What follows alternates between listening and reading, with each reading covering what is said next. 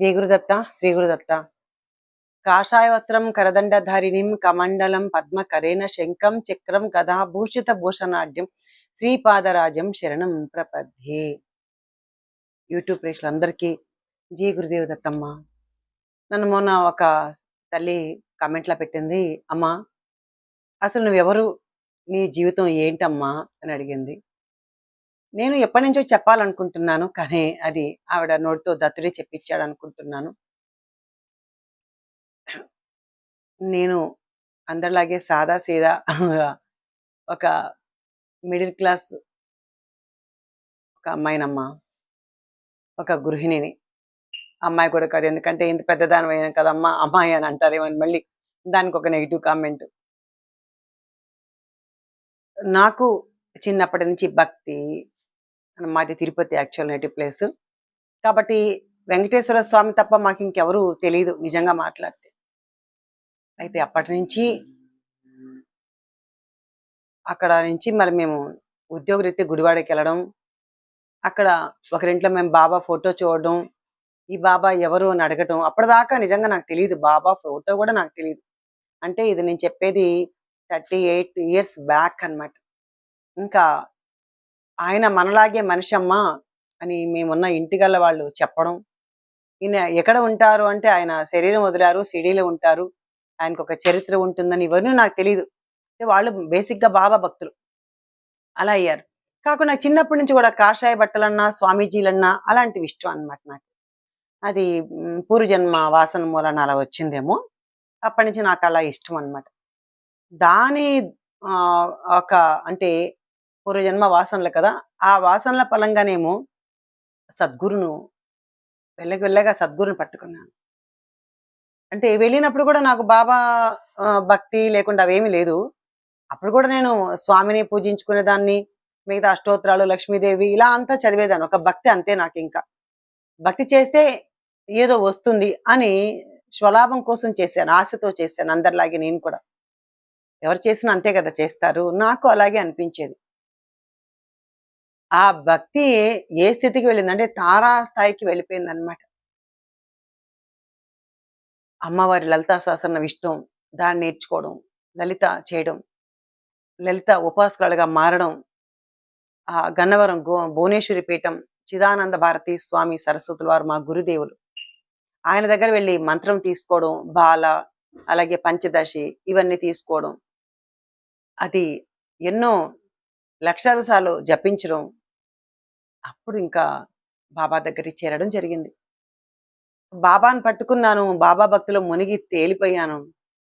ఆటోమేటిక్గా దత్తస్వామికి ప్రమోషన్ ఇచ్చారు స్వామి. నేను ఎప్పుడు చెప్తూ ఉంటా, బాబా అందరినీ రమ్మంటాడు కానీ దత్తుడు అందరినీ రమ్మనడు. ప్యూరిఫై అయితేనే దత్త భక్తి కలుగుతుంది. దత్త దత్త అనే నామాన్ని మనం స్మరించగలుగుతాం, కానీ మామూలుగా అయితే రాదమ్మా అని చెప్తూ ఉంటాను కదా, అది అక్షర సత్యం. నాకు అలాగే జరిగింది. గురు చరిత్ర పట్టుకోవడం, దానిలోని విషయాలు నేను ఇంత లోతుగా ఉన్నాయా అని దాన్ని నాకు నేనే మననం చేసుకోవడం. ఎప్పుడైతే శ్రవణం మననం చేసుకుంటామో దానిలో మనకు తెలియకుండా అనుభూతి చెంది దత్త దర్శనం కలగడం. అలా ఎన్నోసార్లు గురు చరిత్రని పారాయణం చేయడం, సచ్చరిత్రను పారాయణం చేయడం, గురు అనుగ్రహాన్ని పొందడం, అలాగే మహాత్ముల్ని, సిద్ధ పురుషుల్ని ఎంతో మందిని కలవడం, లేదా వాళ్ళు నన్ను కలవడం. నాకు తెలియదు వాళ్ళు అసలు నిజానికి, కానీ మహాత్ముల దగ్గరకి వెళ్ళాలని ఒక ఆశ ఉండేది, అలా వెళ్ళేదాన్ని. లేదా నాకు తెలియకుండానే అంటే నా పేరు అది తెలియకుండానే వాళ్ళ ఊరు వచ్చినప్పుడు ఎవరో చెప్తే వినడం. అలాగా నిర్మలమ్మ మీ ఇంటికి వస్తానని వాళ్ళు కాల్ చేసి నన్ను అడగటం. అలాగా విఠల్ బాబా వారు కురుపురంలో ఉంటారు, వల్లభాపురంలో, ఆ స్వామి కానీ ఇంకా చాలా పెద్ద పెద్ద స్వామీజీలంతా రావడం, అవధూతలు రావడం, నేను వాళ్ళని దర్శించుకోవడం, లైవ్లో ఉన్న వాళ్ళని కావచ్చు, అలాగే సమాధి చెందిన మహాత్ములు కావచ్చు, ఇలా చాలా మందిని దర్శించుకున్నాను అనమాట. ఇంకా అవన్నీ నాకు నిజంగా గుర్తు కూడా లేవు. ముఖ్యంగా పోలయ్య తాతను, మన విజయవాడ దగ్గర ఉంటారు పోలయ్య తాత, ఆయన లేరు, ఆయన సమాధి చెందారు. కానీ నేను చాలా సేవ చేసుకున్నా. అంటే సేవ అంటే ఐ మీన్ దర్శనం చేసుకున్నాను, చాలా ఆయన దగ్గరికి వెళ్ళేదాన్ని. అలాగే ఇంకా అశోక్ బాబాని సీడీ దగ్గర ఉండేవారు ఆయన. ఆయన్ని, తర్వాత ఇంకా మన ర్యాలీలో దుర్గా స్వామిని, తర్వాత అలాగే కరంజాలో రామచంద్ర మహారాజుని, తర్వాత ఎర్రవరంలో ఒక అవధూతని, ఇలా నాకు తెలియకనే చాలా మంది అవధూతలు హైదరాబాద్‌లో, సికింద్రాబాద్ అని, మల్లేశ్వర్ బాబాని, అలాగే స్వామీజీలని, పీఠాధిపతుల్ని వాళ్ళందరిని కలవడం కావచ్చు, లేదంటే చెప్పాను గదా! వాళ్ళు నన్ను కలవడం కావచ్చు. ఇలా నా లైఫ్ జర్నీ సాగుతూ ఉండంగా, సిద్ధమంగళ స్తోత్రం అనేది మన ఇంట్లో ఎప్పుడు పారాయణ జరుగుతూ ఉండేది యాక్చువల్‌గా. అంటే గురు చరిత్ర, సచ్చరిత్రే. ఆ గ్రంథం వచ్చిన కొత్త కొత్తల్లో మన ఇంటికి నాకు ఎవరైనా బుక్స్ వస్తే నాకు ముందుగా తీసుకొచ్చి ఇస్తూ ఉంటారు అందరూ. ఆ సందర్భంగానే నాకు చరితామృతం రావడం, అది చదివిన అది అంటే నాకు ఏ బుక్ అన్నా వస్తే వెంటనే చదివేయాలి. అదొక చాలా గుడ్ హాబిట్ నాకు. ఎందుకంటే నిజంగా ఒక గ్రంథమే, ఒక బుక్కే మనకొక పెద్ద ఫ్రెండ్ అన్నమాట. అలా నాకు భక్తిలోకి రాకమునుపు కూడా నేను నవల్స్ చదివేదాన్ని.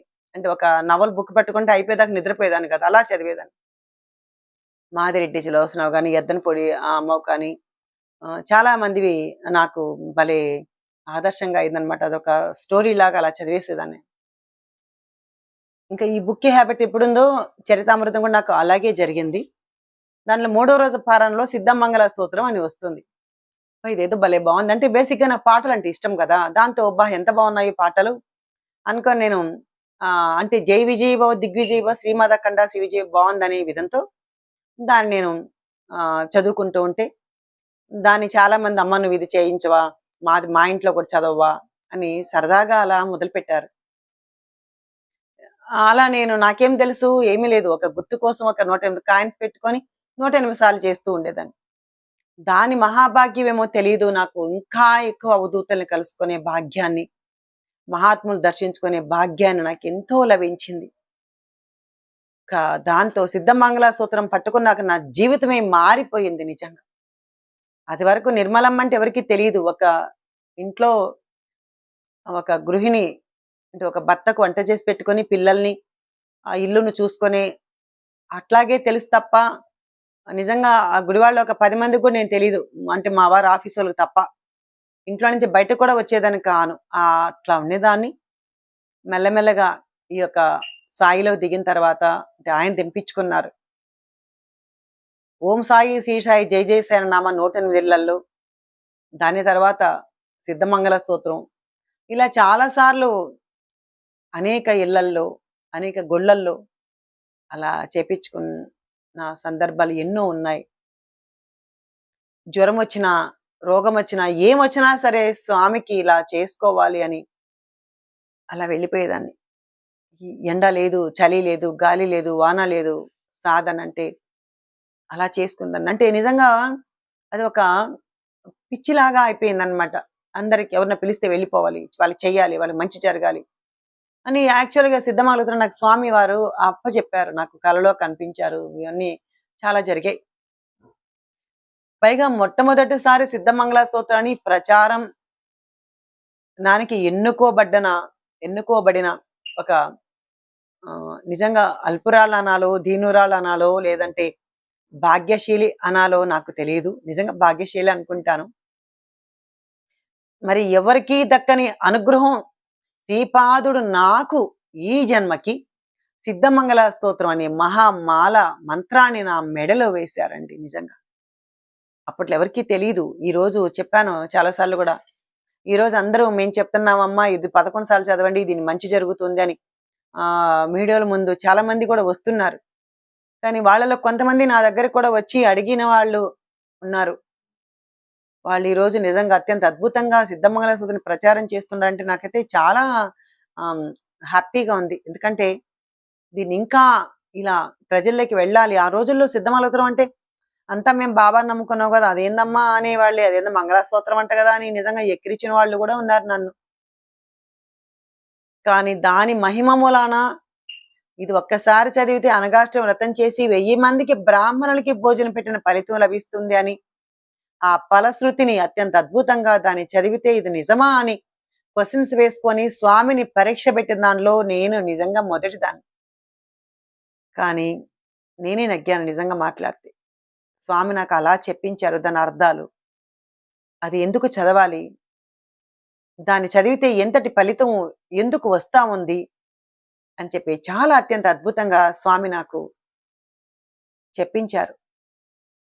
తర్వాత మెల్లమెల్లగా కొంతమంది బ్యాచ్‌లు తయారయ్యి, దాన్ని బావుందని ఒక హనుమాన్ చాలీసాలాగా, ఒక నక్షత్రమాలికలాగా ఇలా అందరి దగ్గర చదివిస్తూ ఉన్నారనమాట.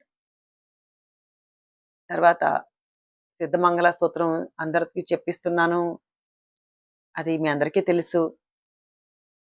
అలా సిద్ధమంగళ స్తోత్రం ఎప్పుడైతే నేను అందరి దగ్గర చదివిస్తున్నానో, దాని నుంచి కూడా మళ్ళీ ప్రమోషనొచ్చి, అయినా ప్రమోషనొచ్చిందని నేనెప్పుడు సిద్ధమంగళ స్తోత్రం వదిలిపెట్టలేదమ్మా. మళ్ళీ గురుచరిత్ర, శ్రీపాదుల చరితామృతం, సచ్చరిత్ర ఇవన్నీ కూడా సత్సంగాల రూపంలో ప్రవచనాలు చాలా చోట్ల చెప్పానన్నమాట. చాలా చోట్ల. ఇంటిలో నుంచి గుడిలో దాకా, పైగా దాన్ని ఒక ఇంటర్నేషనల్ లెవెల్‌లో దాకా కూడా బాబా సచ్చరిత్ర నాతో కూడా చెప్పించారు. నాకైతే చాలా ఆనందం అనిపిస్తుంది. ఎందుకంటే ఒక సామాన్యురాలు నిజంగా నాకేం తెలీదు. ఒక నేను ఏ స్థితిలో ఉండేదంటే ఒక నమస్తే పెడితే దానికి ప్రతి నమస్కారం పెట్టడం దాన్ని కూడా రాని నన్ను ఈరోజు మహాత్ములు కావచ్చు, మన బాబా కావచ్చు, దత్తుడు కావచ్చు వీళ్ళందరూ ఒకటే. మరి నన్ను ఈ స్థితికి తీసుకెళ్లారు అంటే చాలా ఆనందంగా ఉంటుంది నాకు. ఏ స్థితికమ్మా అని మీరందరూ అడగచ్చేమో. ఈరోజు నిర్మలమ్మ అంటే సిద్ధమంగళ స్తోత్రాన్ని ప్రచారం చేసింది ఆవిడ అనుకునే స్థితికి నన్ను స్వామివారు భక్త కీర్తి వివర్ధనుడు. ఆయన కీర్తిని ఈ యొక్క శరీరం ద్వారా విస్తరింప చేసుకుంటున్నాడు. చాలు ఈ జన్మకి. దత్తుని గురించి ప్రచారం చేయించుకున్నారు నాతో. సిద్ధమంగళ స్తోత్రాన్ని ఎన్నో ఇళ్లల్లో చేయించుకున్నారు. అద్భుతం అన్నమాట అన్నీ. అంతకన్నా మనిషికి ఏం కావాలి? మనం పుట్టిన దానికి ఒక సార్థకత రావాలి అనుకున్నాను. ఆ సార్థకత కూడా ఎప్పుడు నిలిచిపోయి ఉండేలాగా రావాలి అనుకున్నాను. ఖచ్చితంగా నాకు వచ్చింది. చాలా నేను హ్యాపీ అమ్మా. అలాగే నాకు ఆత్మీయులు కావచ్చు, నా ఫ్రెండ్స్ కావచ్చు, లేకుంటే నా ఇంట్లో హ్మ్, నా పిల్లలు, భర్త కావచ్చు, అందరూ కూడా నాకు ఫుల్ సపోర్ట్ చేశారు. కానీ ఇంకొక విషయం మీతో పంచుకోవాలి. నిజంగా భగవంతుని దగ్గరికి చేరాలంటే 4 మార్గాలుంటాయి. కర్మ మార్గం, జ్ఞాన మార్గం, తర్వాతొచ్చి మన భక్తి మార్గం ఇవన్నీ ఉన్నాయి. కానీ అన్నిట్లోకి వెళ్ళిపోవచ్చు. కర్మ మార్గానికెళ్ళిపోవచ్చు, మోక్ష మార్గానికెళ్ళిపోవచ్చు. ఇవన్నీ చాలా దగ్గరగా వెళ్ళిపోవచ్చు. కానీ భక్తి మార్గం సులభం అనుకుంటాం. విపరీతమైన కష్టం. అందులో రాళ్ళు, ముళ్ళు, గోతులు ఎన్నుంటాయోనమ్మా. నేను ఇప్పుడంటే నేను పెద్దదాన్ని అయిపోయాను కాబట్టి ఇప్పుడు ఎవరేమన్నా నేను పట్టించుకోను. కానీ నా చిన్న వయసులో నుంచి నేను ఇంచుమించు ఒక 30 ఏళ్ల నుంచి తిరుగుతున్నాను గదా! మరి 30 ఇయర్స్‌లో అప్పుడు ఎంతమంది నన్ను ఎన్ని అనుకోనుంటారు. పొద్దున్నే ఎళ్ళిపోతుంది, ఎక్కడికో వెళ్ళిపోతుంది, వస్తుంది అని కొంతమంది. అమ్మో! ఏమి భక్తో బాబోయ్! అని కొంతమంది. అమ్మో! ఈవిడొస్తుంది బాబోయ్! భక్తితో మమ్మల్ని చంపేస్తుందని కొంతమంది. ఏమో ఎక్కడ తిరుగుతాందో బాబోయ్! అని కొంతమంది. ఇలా రకరకాలు. దాని నుంచి గూడా నేను నెట్టుకొని ముందుకొచ్చాను. ఎవరేమనుకున్నా నాకు పనిలేదు. నేను స్వామి కోసమే ఉండాలి. స్వామి కోసమే నేను ప్రచారం చేయాలి అనుకున్నాను. ఎవ్వరికీ భయపడలేదు. కానీ మా ఇంట్లో వాళ్ళే అంటే మా ఇంట్లో వాళ్ళంటే ఐ మీన్ బంధువులు, పిల్లలు కాదు. వాళ్ళు గూడా నన్ను కొంత ఎక్కిరించారు. ప్రసాదం ఎవరైనా పెడితే ప్రసాదం వస్తుంది గదా! నువ్వు పూజలకెళ్తన్నావా? అబ్బో! ప్రసాదం తిని బాగా లావయినావే ఇట్లా గూడా నన్ను కామెంట్ జేశారు. అయినా నేను భయపడలా. ఎందుకంటే నేను ఎవరి దగ్గరికెళ్ళినా ప్రసాదం గూడా నేను తీసుకొచ్చుకోను. ఆ విషయం అందరికీ తెలుసు. నాతో వచ్చిన వాళ్ళందరికీ. ప్రసాదం అంటే పన్నుకు తగలకుండా ఇంత తీసుకొని తినడమే తప్ప, ఓ గిన్నెలు గిన్నెలు పెట్టుకోవడం గూడా నాకు రాదు. అయినా అలాగైనా మానేస్తానేమో అని అలా గూడా అన్నారు. దేనికి భయపడలా. బాబా సచ్చరిత్ర 108 సార్లు నేను పారాయణం చేస్తూ ఉంటే, మా వారు అప్పట్లో నా గురించి తెలియక, మా తమ్ముళ్ళని పిలిపిచ్చి, నన్ను "ఈరోజు ఎలా చదువుతావో చెయ్యిరా. నువ్వు రోజు ఇలా సచ్చరిత్ర బుక్ పట్టుకొని తిరుగుతున్నావంట కదా!" అని చెప్పని అప్పట్లో నా గురించి అంటే తెలియక పాపం మా హస్బెండ్ పిలిపిస్తే తర్వాత ఎంకరేజ్ చేశారు. పిలిపిస్తే అప్పుడు కూడా నేను బాత్రూంలో సచ్చరిత్ర పెట్టుకొని చదివొచ్చిన రోజులు కూడా ఉన్నాయి. ఈరోజు నా ఏదో అట్లా యూట్యూబ్ చెప్పేస్తున్నానంటే ఆమె ఊరికే కూర్చోలేదు. ఎంతో సాధనతోనే సాధ్యమవుతుంది. అలాగే ధ్యానం చేస్తా. పూజ చేస్తున్నానని ధ్యానాన్ని పక్కన పెట్టను. ధ్యానం చేసుకుంటా. అలాగే ఎంతో మందిని మార్చుతున్నాను. వాళ్ళు నెగెటివ్ మైండ్‌తో ఉంటే అమ్మ మీరిలా ఉండండి. ఇలా మంచిగుండండి. ఇది కదా జీవితం అని ఎంతో మందిని మార్చానన్న తృప్తి నాకుంది. భక్తిలోకి అందరిలోకి తీసుకొచ్చానని ఒక సంతోషం నాకుంది. మనిషి బ్రతికిన దానికి ఇంతకన్నా మనకి ఏం కావాలి? తానున్నా లేకున్నా తన పేరు నిలవాలి నిజంగా. మనం ఉన్నా లేకపోయినా గూడా మన పేరు కనీసం అట్‌లీస్ట్ ఒక 1 ఇయర్ దాకానే చెప్పుకునేటట్టన్నా ఉండాలి నిజం. 10 కాలాల పాటు అంత అంత మనకు లేకపోవచ్చు. కానీ ఏ సందర్భంలోనైనా భక్తి సందర్భంలో పలాని నిర్మలమ్మ, పలాని ఇంకొకరు ఇలా చెప్పుకొనే ఆ మాటలన్నా రావాలి అనుకుంటాను నేను. కనీసం ఇలాగంతా వస్తున్నది కూడా నేను చేయలేదు. అది యాస్టీజ్‌గా అలా జరిగిపోయిందమ్మా. ఇంకా నేను ఇల్లు చూసుకునేదాన్ని, పిల్లల్ని చూసుకునేదాన్ని. ఇల్లుని నిర్లక్ష్యం జేయాలా, భర్తని నిర్లక్ష్యం జేయాలా, పిల్లల్ని నిర్లక్ష్యం జేయాలా, బాబుని లండన్‌లో ఎంటెక్ చదివిచ్చాను, ఎంఎస్ చేయించాను. తనకి పిల్లలు పెళ్లి అంతా తన బాధ్యత తనే చేశాను. అలాగని పాపని నిర్లక్ష్యం జేయాలా, ఒక పాప, ఒక బాబా నాకు. ఆ పాపను గూడా హోమియోపతి డాక్టర్‌ని చదివిచ్చాను. చక్కగా తిరుపతిలో మంచిగా ఒక అబ్బాయిని చూసి పెళ్లి చేసాం. తనకి 2 పిల్లలు. భక్తిలో దిగితే కొంతమంది చాలా మంది కుటుంబాన్ని మర్చిపోతారు. నేను అది గూడా విస్మరించలేదు. భక్తిలో ఉంటూనే నా సాధన చేసుకున్నానమ్మా అద్భుతంగా. దానికి మనం సంసారానికి ఏం అడ్డం రాదు. చాలా మంది అనుకుంటారు భక్తిలో దిగితే పిల్లల్ని భర్తనో లేదా భార్యనో వదిలేస్తారు. కానీ ఇందులో ఎవరిని మనం వదలక్కర్లేదు. సంసారంలో ఉంటూ మనం అద్భుతంగా తరించవచ్చు. ఇది నా జీవితంలో జరిగింది.